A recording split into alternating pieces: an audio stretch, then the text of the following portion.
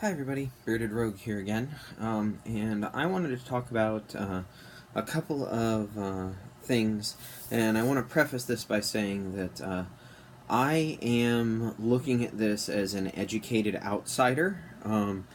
I have never been in the board game industry except as a freelance designer. I've never worked with manufacturers overseas or distributors or done any of that sort of thing. Take everything I have to say after this with a bit of a grain of salt. Please feel free to question anything that I say in here. Fill me in if you know better than I do. I would love to hear that. I just am trying to have a more informed opinion in general about things, and it's something that I've been thinking about a lot. So now that we're a minute into the video, let's get to what it is that I've been thinking about. What I've been thinking about is, can board games provide a living wage for everybody that's involved in their creation, production, manufacturing, distribution, all of it? And this is a very important question to me personally, as somebody who loves making games. I love designing games. I love being involved with games. As I said, I've never done any of the publishing, manufacturing, or any of that stuff, but games itself, as a hobby, is something that I'm very into. I decided to turn it into a jobby and be a game designer, and that's all freelance stuff. I do it on the side. Why? Because I have been given no indication that design as a whole can be a full-time career unless you are either a genius, really lucky, or a double, triple, quadruple threat. And what I mean by that is, if you are Ryan Lockett, for example, and you can design and do art and do graphic design and have an idea on how to do publishing type things. If you're willing to be the sole person behind your business, or, like my good buddy Gil, or Carla, for that matter, if you're willing to take the reins of your own publishing company, and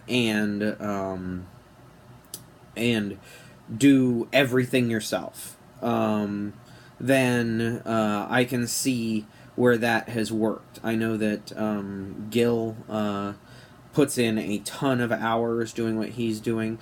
Carla, I don't believe, currently earns a living wage off of the games that she makes, publishing or designing or any of it. She still has a day job. A lot of people in the industry still have day jobs.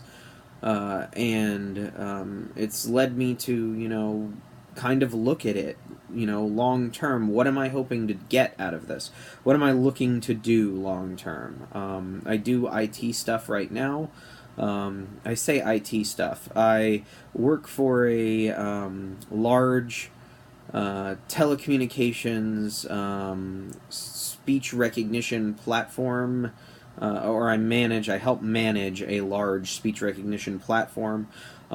We've branched out into a couple of other things as well, automated voice assistants and various other things like that. But I work in the network operations center, so I kind of respond to fires as they happen and help put them out and aid the developers and the engineers and the project managers and all the other people involved with dealing with it. I'm pretty much a troubleshooter. I'm their tier 2 guy at this point. I figure out how to fix things long term, especially repeated events, create standard operating procedures for them, and then train the tier 1 staff on how to follow those standard operating procedures. I also run the schedule for all of our on-call engineers, and do a lot of work with the engineers in general, since I'm more experienced with the platform than a lot of them are. I've been around it more. I've dug into the depths of it more through troubleshooting efforts. So I'm pretty valuable in what I do at my day job. But it's not a passion of mine. It's not anything that, lights me on fire or makes me want to get up in the morning. It pays my bills. That makes me want to get up in the morning. It lets me take care of my family. That makes me want to get up in the morning. There's lots of things to be said about it. Healthcare, benefits, and all of that other wonderful stuff that comes with having a job in this country. So board games are just a jobby at this point. I guarantee that I have not even broke even on board game design. With the amount of money that I have spent going to conventions to pitch games, the amount of money I've spent on printer ink alone probably has me so far in debt as far as what I've made off of board games that I can't even imagine. Now, obviously, there are things that aren't money. Friendships that are going to last me forever and ever and ever and ever. A community that can support me when I need emotional support. Friends, lifelong friends that I wouldn't have met outside of this hobby in any other way. There's all sorts of benefits. With Fire in the Library now, having my name on a box, an actual published game box that I can share with people, being able to share it with people who don't know me through board games, family, friends, people from other parts of my life, like my time in the Army. That's fantastic. Being able to have a game out there that's being shared with people I don't even know, also fantastic. But I really like making games. I love the initial prototyping process of a game. I love playtesting games. I love all of that stuff. But, I sit at a point where I'm looking at it and going, is there any way that I could do this full time? Because I love it so much. And, there's all sorts of reasons to not turn your hobby into a career. If it starts being a career, it starts being work and ceases being a hobby. It can also cease being fun at that point. So it's one of those things, like, is that, long-term, realistically something that I would even want to do? Do I want board games to just remain my hobby, or a, part-time jobby, or do I want to turn it into something else? I don't know. I know that a lot of people who work in the industry with it as a jobby, whether they're content creators or freelance designers or freelance artists or illustrators or graphic designers or whatever it is they do, people who don't work in the industry full time, they all have various things in common, but a lot of them have side gigs or other jobs or other things that they do, and they don't get to play games as often for enjoyment as they used to.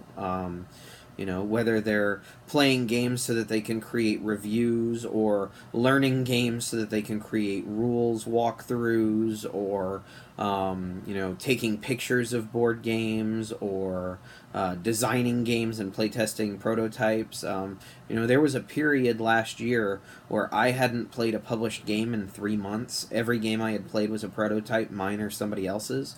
That's not a problem. That's not a bad thing. I like playing prototypes.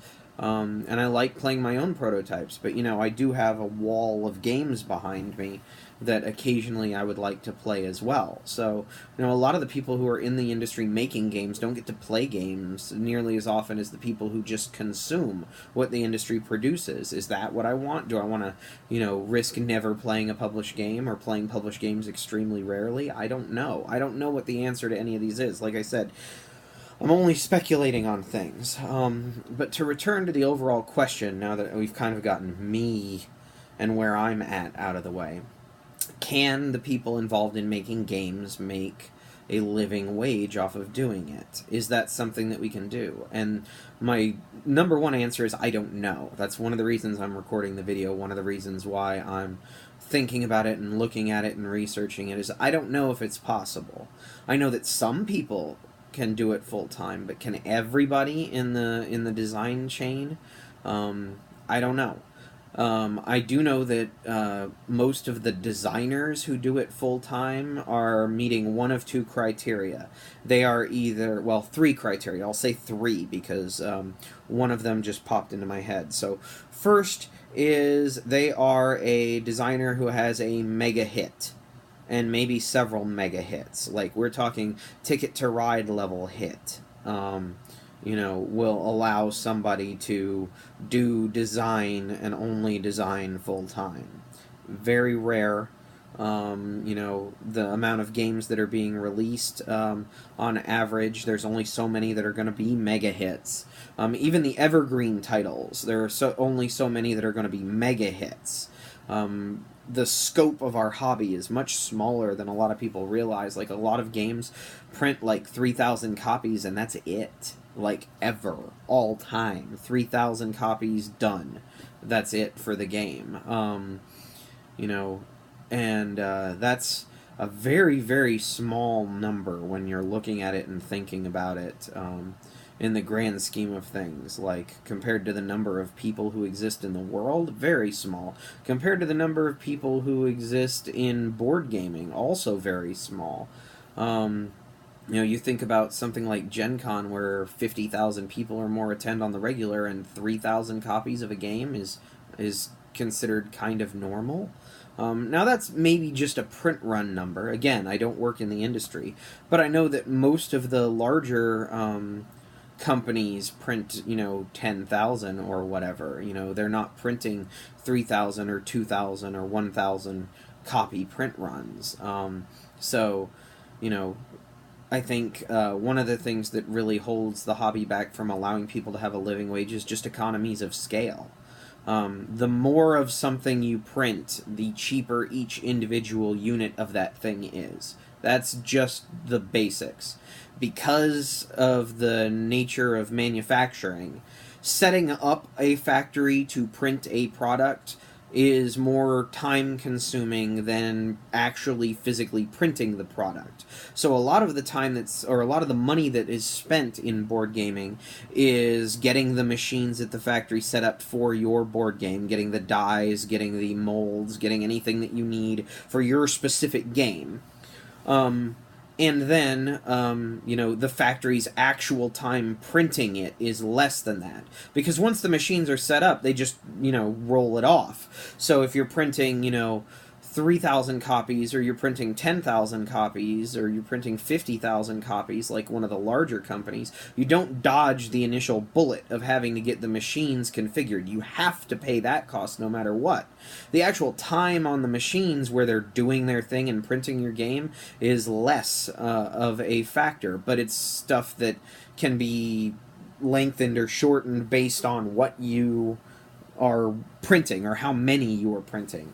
So, yeah, you'll pay less to print 3,000 copies of a thing, but it's not like a third of the cost of printing 10,000 copies of a thing.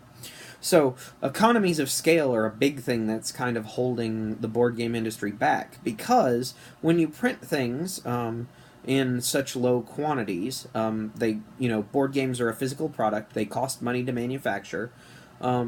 There's only so much margin you can have, because you print it, it costs you X amount, and then you have to worry about what a customer is willing to pay for it. And what a customer is willing to pay for it determines how much you can afford to even pay to manufacture it, how much your distribution is going to factor into things, if you're going into distribution. Like, all of these different vagaries enter into that mathematical equation. But the economy of scale of board games is so small that there's very little margins in anywhere in the process. There's very little margins. You've got a manufactured good that you have to physically ship to its destination. There's only so much you can cut price-wise there. The only thing you can do is increase the economy of scale, for the most part. You can save a little bit here or there, but, even that's going to become harder and harder with tariffs hitting the price of basically everything that goes into a board game.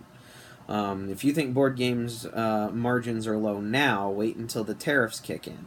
And one of the things that was pointed out to me is that even trying to print it here in the US or print it locally, like in the EU, isn't going to lower the costs as much as you would hope, because a lot of the machines that are used to print them or manufacture the games are made in China and various other places that are going to be hit with tariffs. Like, you know, the ink that is used for the games is manufactured somewhere where tariffs will hit. Like, all of the ingredients that go into making the game and the machines that make the game are all going to be hit by that. And if you don't think that that is going to raise costs across the board, then, you know, you'd have to kind of be kidding yourselves. So economies of scale are one thing that I think really holds it back, because with margins being so thin, how do you pay everybody involved in the design of a board game? Which is why, like I said, triple threats can actually manage to pull it off. So I mentioned, you know, you have to have a mega hit game. That's one way. Another way is to be a triple threat, or to be somebody who's fulfilling multiple roles on a project. If you are the publisher, artist, graphic designer of a game, all of those jobs are you. That means that you don't have to hire other people, which means that you can pay yourself a living wage, hopefully. But you're doing like 4 jobs to do that. You're doing the job of an artist, a graphic designer, a publisher, and you're paying yourself 1 salary to do 4 jobs, effectively. Is that workable? Well, if it's a living wage, technically yes, but how many hours do you want to work for? How many hours can you work?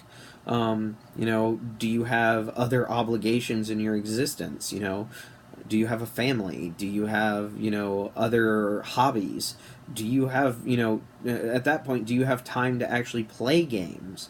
If you're designing and doing art and graphic design and the publishing and everything for a game, that takes a lot of hours. That is not a, like, you know, I spend 1 hour a day on it and then I do whatever I want. Like, that's a total, like, myth.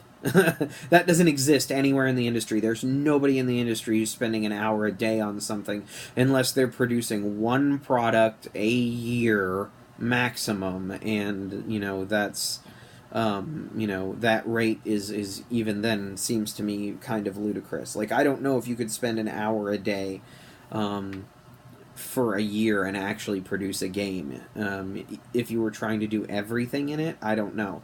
Maybe if you were really good at budgeting or really, really efficient with your time, but I think you would be hard-pressed to make a game from start to finish in a year if you were doing every step at only an hour a day. You know, the amount of time that goes just into playing the game. If your game takes an hour to play, you know, there's 1 playtest is your you know, time for the day. So yeah, there's nothing like that is going to exist. So you either have a hit game or you're a triple threat doing other things on top of whatever it is that, you know, on top of design. You know, you're doing some other job that the industry needs, and that's what's really making you the bulk of your income, with design being your second. The third option, we'll make a 4th option now too. The third option is to just design so many games and have so many irons in the fire that you constantly have something coming in, royalty-wise. Like, if you have, you know, 20 games that release in a year, that can set you up for a while. If, you know, most of them are successful, or some of them are successful. Even then, like, would it be a living wage? I don't know. How many hours did you have to put into making all of those designs? Like, those 20 designs didn't spring fully formed from your mind out of nowhere. So, you know, that's the way that most freelancers make a living, is to just have so many irons in the fire that your ultimate success isn't dependent on any one thing going right. You know, you could have 3 of the 20 go amazingly, and, you know, 6 of the 20 are only okay, 3 of the 20 are total failures and the time invested didn't work, and then everything else just kind of does what it does. Like, you build in some risk mitigation by having multiple things. The only other way I've ever seen that designing full time can be a thing is to do it for a large company or a design studio. And that's the one I know the least about. Hasbro makes games. Mattel's now making games. They have full-time employees who they pay with benefits to do that stuff. There's other companies out there. One of the biggest ones right now, as far as the number of games that they have hitting shelves that people are aware of, is Forest Prison. I don't know the inner vagaries or inner workings, but I know that they design games for IPs based on, requests from customers. And that's a really cool gig, actually. Like, as a designer, that's a pretty cool gig to be able to work on games that people know and games that are going to be, like, in Target, where people will see the game. Things like the Bob Ross game or, Villainous or some of the Jurassic Park escape game. Like, various games that they've worked on. People are aware of those products, and they're in places where people are guaranteed to see them. Again, economy of scale factors in here. Like, these are big releases because they're going out to the national, international retailers, the big box stores. If Target is carrying it, 3,000 copies is not going to cut it. 3,000 copies is ludicrous. That's not going to cover what their needs are. So economies of scale allow for that to be a bigger thing. Multiple people working in the same place, working on multiple designs, also allow them to hit the many irons in the fire thing. If they have 20 games that are launched every quarter and 3 of them are mega successes, then that can potentially be enough revenue for full-time employees. The downside of something like that is that your creativity is somewhat shackled. You have to work on those games. You're not working on your own designs. They are technically your designs, but you have to work on those IP. You're basically working on commission. You're doing what the patron, in this case the customer, wants you to do. You're producing something for someone else. Now, as a game designer, you're always producing something for someone else. But you're always producing it usually for the end user as an independent designer. Usually, and one could argue that you're, designing it for an intermediary, in this case a publisher, if you're a freelance designer. If you're not publishing your own stuff, you're technically designing for a publisher, and then the publisher will pick it up. Ultimately, your game's experience has to be about the customer who buys it, but the publisher is who you're designing for if you're looking to get your games on store shelves. That publisher could be you. You could be self-publishing and be designing for yourself. That's a totally legit path. But those are the only 3 ways that I've seen designers make a living wage. Is to either have a mega hit game, to have so many irons in the fire that, the risk is mitigated and they're not going to fail even if some of their designs fail, to be a triple threat and make most of your money doing some other thing that needs to be done as part of the board game manufacturing process, or to work for a mega company, to work for a company that works on a large scale, like a Hasbro or a Mattel. All of those come with various different, issues. You've got to have a lot of hustle if you're doing your own thing. If you're designing on the side while doing another job in the industry, obviously the other job that's paying the majority of the bills has to be your focus. So you are working another job. It's just inside the industry that you're working in, instead of it being like me, where I work in a job that's completely unrelated to my game design activities. Or you work for a very big corporation, and while you can use your creativity to design games, what you're designing them about, the themes that you can work on, or the components that you can use are restricted. That could be fun. Restriction breeds creativity, but it's, a reality of the business. Like, you have to design what it is that they're designing. If you work for Hasbro and they say that you're working on Monopoly is what you're working on, whether regardless of what your personal opinions on Monopoly are. Um, that's kind of where it is from a design side of things. But if you think about how many people go into a game, like how many people touch a game that's manufactured, illustrators, graphic designers, developers, publishers, proofreaders, rules people, editors, the manufacturers themselves, distributors, retailers. Like, the number of people involved in the production of these things is crazy. Retailers and distributors are another group that gets by on just, scale. If you're handling the distribution for, a large portion of the board game market, then you have all of those things, and the hits absorb the losses that you feel from the not hits. Ideally, anyway. Board games are also such a personal thing right now, because most businesses are very small numbers of people because of the living wage thing. You've got these small operations, doing what they can, trying to operate on an international level. The fact that they can do it at all is kind of actually amazing when you think about it. Like, the fact that, one or two people can sit down to do something like bring a game into the world. And again, it's never really one or two people. It's, those one or two people aren't going to be building it themselves, most likely. There are handcrafted board games out there. There are designers who are doing that, crafting it themselves rather than paying for a manufacturer. But it's much more of a, print-on-demand kind of thing. Like, you sell the game and then you create it and send it out.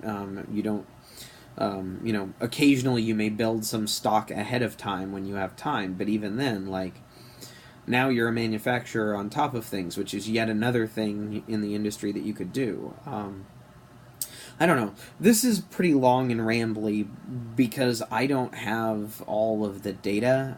It's not something that I've ever run around and gathered, but it's a question to ponder. What would board games have to cost for everybody to have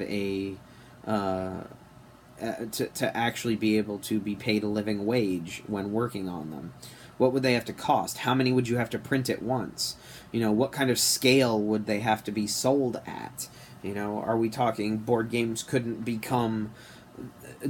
be that level unless all of them are in a big box store, or all of them are carried at a large chain that isn't a specialty hobby store? I don't know. I don't know the answer to that. I know that there's a lot of people looking at the industry and looking to get into the industry, and I think that there's going to be a lot of growing pains as we try to figure out how we can expand. Like, we keep releasing more titles at Essen, we keep releasing more titles at Gen Con, more games come out every year, but, where do we go from here?